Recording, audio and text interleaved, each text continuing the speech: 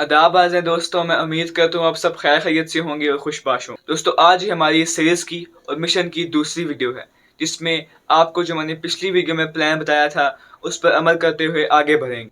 दोस्तों आज हमारी सीरीज़ का जो पहला मज़हब या दीन है जिस पे हम तहक़ीक़ करने जा रहे हैं, वो है जी इस्लाम।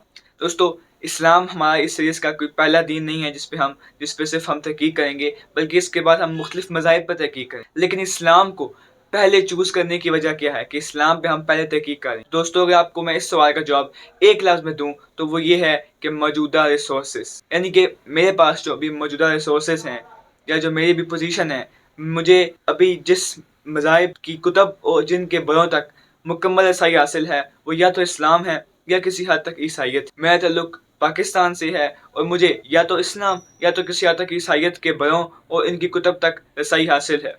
इसीलिए मैंने इन 2 मज़ाहिब को पहले चुना है जिन पे हम तहक़ीक़ करें। ये 2 मज़ाहिब जो का बहुत बड़े मज़ाहिब हैं और दुनिया के जो 2 बड़े मज़ाहिब हैं टॉप 2 के, ये उनमें भी हैं। पहले पे जो आपको पता है ईसाइयत है और दूसरे पे इस्लाम है। तो इन पे हमें तहक़ीक़ करने पर भी हमें तकरीबन कुछ सालों लग जाएँगे, क्योंकि ये 2 बहुत बड़े मज़ाहिब हैं। तो हमें इन पर तहक़ीक़ करते-करते ही तकरीबन सालों लग जाएँगे। इसके बाद हम मुख़्तलिफ़ मज़ाहिब पर तहक़ीक़ करें, लेकिन इन दोनों को पहले चुनने की वजह ये है कि इनकी कुतुब और इनकी जो बड़े हैं उन तक मुझे रसाई हासिल है। अब जो बाकी मज़ाहिब हैं, अगर ज़िंदगी ने साथ दिया और जिस तरह मैंने चीज़ें प्लान की हुई हैं उसी तरह चलती रही, तो मेरी जो रसाई है वो हो जाएगी जो बाकी मज़ाहिब के कुतुब हैं उन तक और उनके बड़ों तक।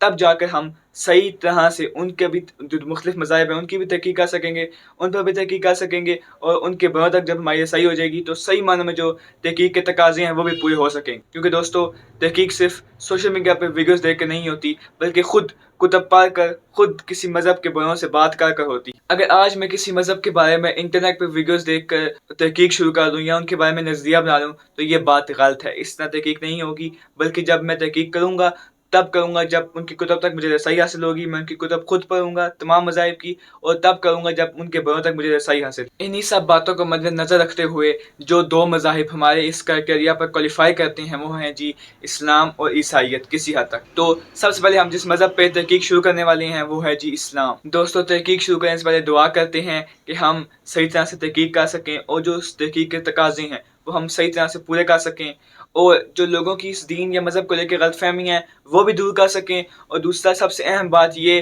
कि हम इस दीन से ऐसी अच्छी बातें और उसूल निकाल सकें जिसमें हकीकी तौर पर इंसानियत का फ़ायदा है, जो हकीकी तौर पर इंसानों के लिए फ़ायदेमंद हैं और जिनको हम दुनिया में लागू करके, जिनको हम दुनिया में इम्प्लीमेंट कर कर हम दुनिया को अमन और भाईचारे का गहवारा बना सकते हैं। तो दोस्तों शुरू करते हैं अब इस पर तहक़ीक़, लेकिन किसी भी चीज़ पर तहक़ीक़ करने से पहले उसका हम तारुफ़ करते हैं कि वो चीज़ है क्या। तो इसीलिए हम इस पर तहक़ीक़ करने से पहले मुख़्तसर सा इस्लाम का तारुफ़ देखते हैं कि इस्लाम आखिर है क्या। तो दोस्तों अब आते हैं तारुफ़ की तरफ। तो अब जब हम बात मज़ाहिब की करते हैं तो मज़ाहिब से बहुत से लोगों की जज़्बात जो जुड़े होते हैं, जिनको हर्ट करना मेरे नज़दीक अच्छी बात नहीं है, चाहे वो किसी भी मज़हब के लोग हों।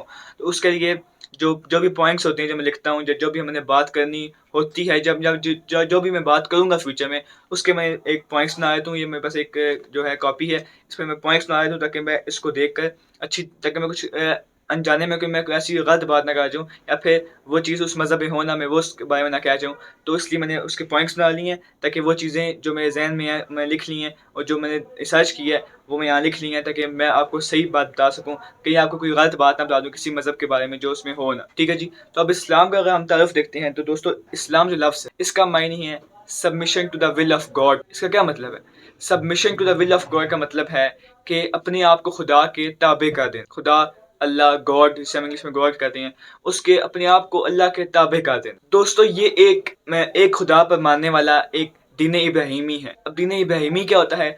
जैसा कि आपको पता है कि दुनिया में 3 बड़े मज़ाहिब हैं, जिनको हम कहते हैं कि बड़े, तो इनमें से 2 बड़े हैं, एक निस्बतन 2 के छोटा है, यहूदियत जो है। लेकिन ये तीनों जो हैं ईसाइयत, इस्लाम और यहूदियत, ये तीनों इनको दीन इब्राहिमी कहा जाता है।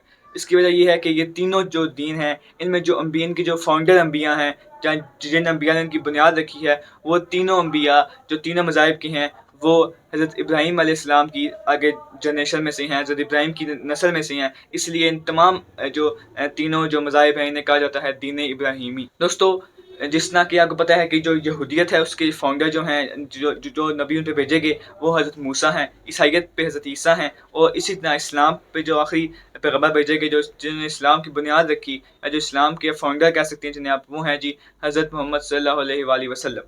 दोस्तों, ये जो दीन है ये 610 ईस्वी में शुरू हुआ है, और आज इसके तकरीबन 1.9 अरब दुनिया में मानने वाले हैं, जो इसको ईसाइयत के बाद दुनिया का दूसरा बड़ा मजहब बनाते हैं। दोस्तों, इसका आगाज सऊदी अरब के इलाके मक्का से हुआ, चूंकि नबी सल्लल्लाहु अलैहि वसल्लम का ताल्लुक मक्का से था, इसलिए इसका आगाज भी मक्का से ही। इसमें तमाम पिछले अंबिया को भी माना जाता है, फिर चाहे वो उनमें से कुछ ऐसे हैं हज़रत ईसा, हज़रत मूसा, हज़रत दाऊद, उनको अल्लाह का नबी माना जाता है, जिनकी तरफ अल्लाह ने अपनी किताबें उतारी और उनको शरीयत भी दी और एक नया दीन बनाया। ये सब बातें इस्लाम में भी मानी जाती हैं कि वो पिछले अंबिया आए थे, हज़रत ईसा, हज़रत मूसा, हज़रत दाऊद, उन अक़वाम को भी कुरान पाक में और इस्लाम में माना गया है। बहरहाल, इस्लाम में जो कुरान पाक है उसको आखिरी किताब माना जाता है, और इस हज़रत मोहम्मद सल्लल्लाहु अलैहि वसल्लम को अल्लाह का आखिरी नबी माना जाता है, और उन पर जो किताब उतारी गई है कुरान पाक, उसको अल्लाह की तरफ से उतारी गई आखिरी आसमानी किताब कहा जाता है और माना जाता है। इस्लाम पर तहकीक करने से के लिए हमें मुख्तलिफ कुतब देखेंगे। जब हम इस्लाम पर तहकीक करेंगे तो हम मुख्तलिफ कुतब देखें, जिनमें अहादीस भी होंगी, सीरत की कुतब भी होंगी और मुख्तलिफ कुतब होंगी। लेकिन सबसे पहले इस्लाम की हम मुत्तफ़क़ा, जिस पे सबका इत्तफ़ाक़ है। आपको पता है कि हर जो मज़हब है उनके अंदर भी मुख्तलिफ ग्रोह हैं, तो इस्लाम के अंदर भी मुख्तलिफ ग्रोह हैं, जिसके बारे में इंशाअल्लाह हम बाद में मैं आपको बताऊंगा। तो जब इस्लाम में मुख्तलिफ, उस पर हम तहकीक भी करेंगे। जो इस्लाम में मुख्तलिफ ग्रोह हैं उनमें भी आपस में इख्तिलाफ है, लेकिन इस्लाम की एक ऐसी किताब जो आसमानी किताब है कुरान पाक, उस पर सबका इत्तफ़ाक़। इसीलिए जो सबसे पहले जिस किताब का मुताला करेंगे वो है जी इस्लाम की मुत्तफ़िक़ा किताब, मुसलमानों की मुत्तफ़िक़ा किताब कुरान पाक। तो अब हम कुरान पाक का मुताला शुरू करते हैं जी। कुरान पाक का मुताला शुरू करने से पहले जो कुरान पाक, जिसको आखिरी आसमानी किताब भी कहा जाता है, अब मैंने आपको दे दिया, ये था इस्लाम का छोटा सा तारुफ। अब आते हैं जी कुरान पाक की तरफ। अब हमें तहकीक शुरू करनी है, उसकी मुख्तलिफ कुतब देखेंगे, लेकिन पहले शुरू करेंगे उस किताब से जिस पे सबका इत्तफ़ाक़ है, कुरान पाक। कुरान पाक को देखने से पहले हमने आपको इस्लाम का छोटा सा तारुफ दिया, इसी तरह अब हम छोटा सा तारुफ कुरान पाक का देखेंगे। कुरान पाक आखिर है क्या? एक किताब है, उसमें क्या है, उसकी चीज़ें क्या हैं? तो हम पहले कुरान पाक को देखेंगे, कुरान पाक का तारुफ देखेंगे, कुरान पाक है क्या। अब जब कुरान पाक के तारुफ की तरफ हम आते हैं तो कोई भी किताब पढ़ने से पहले उसका तारुफ ज़रूरी होता है। तो दोस्तों, इसी तरह कुरान पाक के जो तारुफ है वो ये है कि कुरान पाक के लग़वी मायने बार बार पढ़े जाने वाली किताब की हैं, जबकि इसके इस्तिलाही मायने ये हैं कि ये वो किताब है जो बज़रिया वही आप सल्लल्लाहु अलैहि वसल्लम, जिसको इस्लाम में आखिरी नबी माना जाता है, उन पर उतारी गई। दोस्तों, ये 610 ईस्वी में गार हिरा में, जो मक्का में वाक़िअ है, वहाँ पर आप सल्लल्लाहु अलैहि वसल्लम जो आखिरी नबी हैं इस्लाम में, उन पर हज़रत जिब्राइल पहली वही लेके आए, जिसको इस्लाम में कहा जाता है कि वो फ़रिश्ता थे हज़रत जिब्राइल, जो अल्लाह का पैगाम लेकर आते थे रसूल की तरफ। वो कुरान पाक होता था पूरा, ठीक है जी। उसको नोट किया गया, वो उसको कुरान पाक की इस किताब की शक्ल दे दी। ये कब शुरू हुआ? ये 610 ईस्वी में गार हिरा में आपकी उम्र 40 साल थी। जो नबी हैं उनकी उम्र 40 साल थी। गार हिरा में मक्का में ये नाज़िल होना शुरू हुआ और तकरीबन 23 साल में जाकर ये मुकम्मल हुआ। जो नबी हैं उनकी वफ़ात तक, उनकी वफ़ात से कुछ अर्सा पहले ये ख़त्म हुआ। इसका जो नज़ूल था, यानी किताब मुकम्मल हो, 23 साल लगे इस किताब का मुकम्मल होने में। इसकी दोस्तों जो मनाजिल हैं वो 7 मंजिलें हैं। इसकी सूरतें यानी कि मंजिलें, यानी कि इसके डिफरेंट पार्ट्स से कह सकते हैं आप, ठीक है। इसके जो सूरतें हैं, मंजिलें यानी कि आप कहते हैं इस बार में इसके बारे में बात हुई, इसके बारे में इसके बात हुई है। इसकी जो 114 सूरतें हैं, रुकू इसमें 558 हैं, आयात 6236 हैं, और इसमें मुख्तलिफ सूरतें जो हैं, सूरतों का मायनिंग है फसील, यानी कि फसील किसे कहते हैं? फसील कहते हैं एक ऐसी दीवार, जो किले की दीवार कहते हैं, जो किले को शहर से अलग करती है। इसी तरह सूरतें, जो मुख्तलिफ सूरतें कुरान पाक में, उसको एक दूसरे से अलग करती हैं सूरतों को, इसीलिए सूरत की जो मायनी है वो फसील की है, यानी कि ऐसी दीवार जो फसील वैसे कि दीवार कहते हैं, जो किले की दीवार जो शहर को किले से अलग करती है। लेकिन कुरान पाक में जो सूरत है, इसका मायनी ये है कि एक सूरत को जो दूसरी सूरत से अलग करती है, उसे कहते हैं सूरत। कुरान पाक में 114 सूरतें हैं। मक्की और मदनी सूरतें, दो इसकी इकसाम है। जो मक्की सूरतें हैं वो सूरतें हैं जो हिजरत से पहले, जब आप मदीना हिजरत कर गए थे, ये हम बाद में देखेंगे। जब आप मदीना हिजरत कर गए थे, जो नबी थे, उससे पहले जो आई थी, जो सूरतें आई थी वो मक्की हैं, जिनकी तादाद 86 है। और जो मदनी सूरतें जो हिजरत के बाद जब मदीना चले गए, जब वहाँ पे आके नाजिल हुई, जो वो आप पे उतारी गई फ़रिश्ते जिब्राइल के ज़रिए, वो उनकी तादाद 28 है। जबकि इनमें से 65 मदनी और 31 जो है ना, 65 मक्की और 31 जो है ना मदनी, इस पे इत्तेफाक है। 18 में इख्तिलाफ है कि वो मक्की थी या मदनी, ठीक है।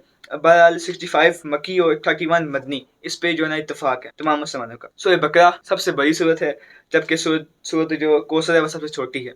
और सूरह नसर जो है ना वो आखिरी सूरत है जो पूरी वही की सूरत में नाजिल हुई। ये छोटा सा उसका तारुफ है, क्योंकि कोई भी किताब पढ़ने से पहले उसका तारुफ ज़रूरी होता है। अब आयात क्या हैं? आयात के मायने होते हैं बेसिकली निशानी के। अब अल्लाह ताला हर आयत में जो उसकी किताब है उसमें इस्लाम का ये मानना है, इस्लाम का ये कहना है, मुसलमानों का ये मानना है कि हर आयत में अल्लाह ताला हमसे कुछ बात कर रही है, हमें कोई बात बता रही है। तो आयत के मायने निशानी के हैं और आयत की तादाद 6236 है। आयत की भी दो किस्म के इकसाम है। एक है महकमात। महकमात वो आयत हैं जिनके मायने आपको आसानी से समझ आ जाते हैं, यानी कि जिनके मायने वाज़ेह हैं, पुख्ता मजबूत। और दूसरी आयत वो हैं जिन्हें कहती हैं मुश्ताबिहात, यानी कि वो आयत जिनके मायने वाज़ेह नहीं है, जिन पर थोड़ी सी रिसर्च लगती है, जिन पर थोड़ी सी आपको तहकीक करनी पड़ती है। हर कोई उनके मायने नहीं बता सकता, वो सिर्फ जो बड़े स्कॉलर हो सकते हैं या जिन्होंने तहकीक की हुई है वही बता सकते हैं। ठीक है दोस्तों, इसके अलावा अब वही क्या होती है? वही जो है ना उस वही के मायने इशारा करना के हैं, और इस्लाही मायने में देखा जाए तो उसके मायने है कि वही वो ज़रिया है, वही एक ज़रिया है। ये सिर्फ इस्लाम में नहीं है, बाकी मज़ाहिब में भी है।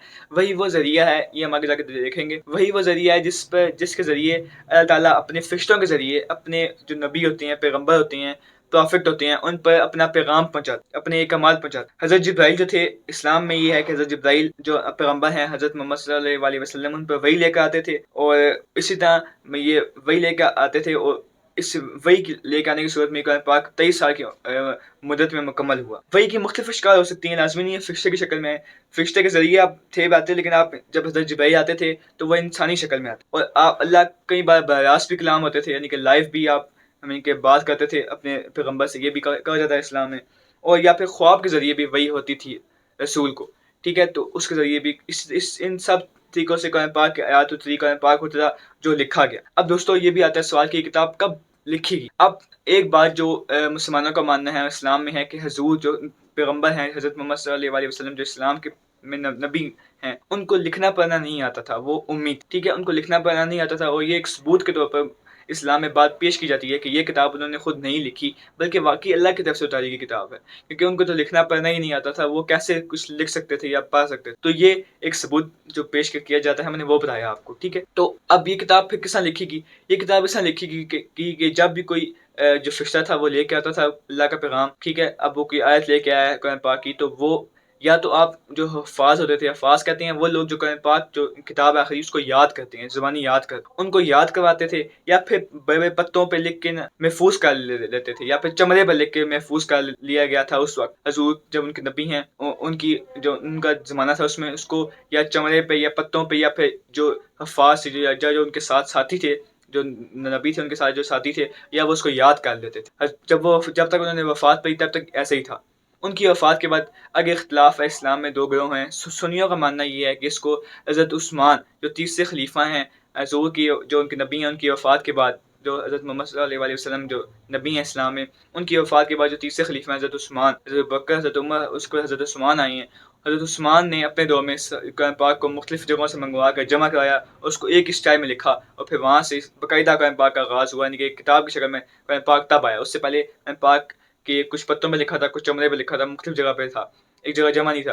तो हज़रत उस्मान ने अपने दौर में उसको जमा करवाया, यानी कि किताब की शक्ल इसकी हज़रत उस्मान के दौर में ही। जबकि शिया जो हैं उनका मानना ये है कि इसको हज़ूर की जो नबी हैं उनकी वफ़ात के कुछ अरसे बाद ही हज़रत अली ने, जिसको शिया में बहुत बड़ा मानते हैं, वो मौला अली जो रसूल के घर में से हैं, जो नबी थे उनके घर वालों में से हैं, उनके जो आप कह सकते हैं उनकी फैमिली का पार्ट हैं मौला अली, वो जो उनकी फैमिली का पार्ट है, उनके चचा के बेटे भी हैं। शिया का मानना ये है क्योंकि वो उनको ज़्यादा मानते हैं, उनको ज़्यादा एहतराम करते हैं, तो उनका जो शिया है उनका मानना ये है कि इस कुरान पाक को उन्होंने जमा किया था आपकी वफ़ात के कुछ अरसे बाद, जो नबी हैं उनकी वफ़ात के कुछ अरसे बाद इसको जो अली हैं, हज़रत अली, उन्होंने जमा किया था कुरान पाक को। बाद में हज़रत उस्मान ने इसको किताब की शक्ल दे दी और फिर सब जगह बाँट। तो बहरहाल इस बात में सबका इत्तेफ़ाक है कि हज़रत उस्मान के दौर पे कम से कम ये किताब की शक्ल में, ठीक है जी। तो ये मैंने बता दिया कि इसमें क्या कुछ है।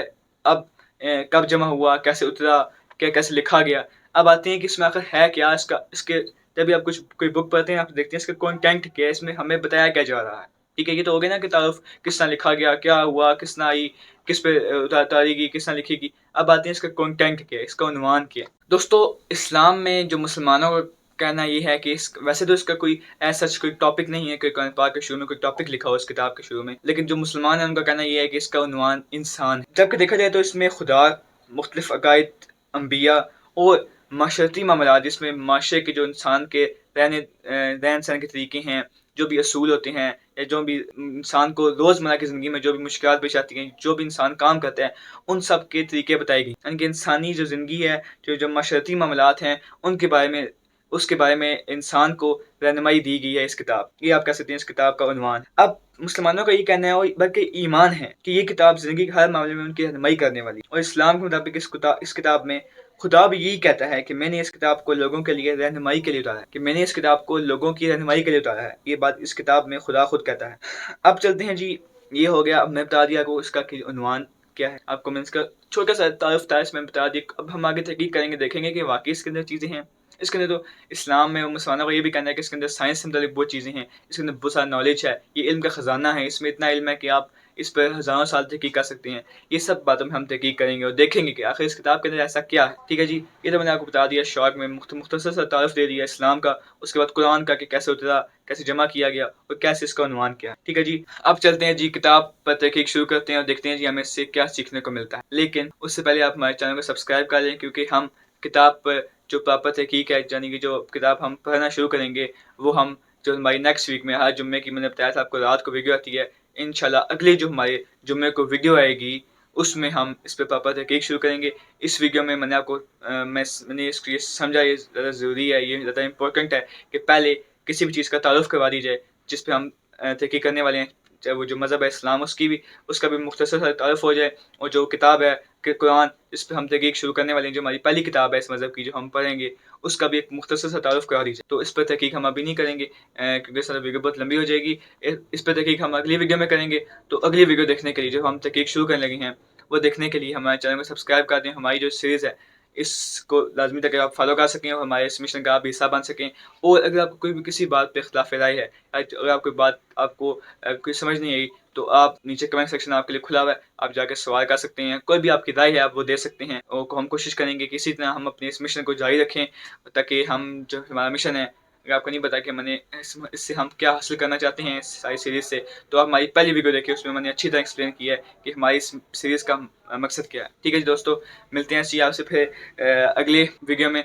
अगले हफ्ते एक तहकीक शुरू करेंगे इस पे। तो तब तक अपना ख्याल रखिएगा। मिलते हैं जी आपसे अगली वीडियो में। अल्लाह हाफ़िज़।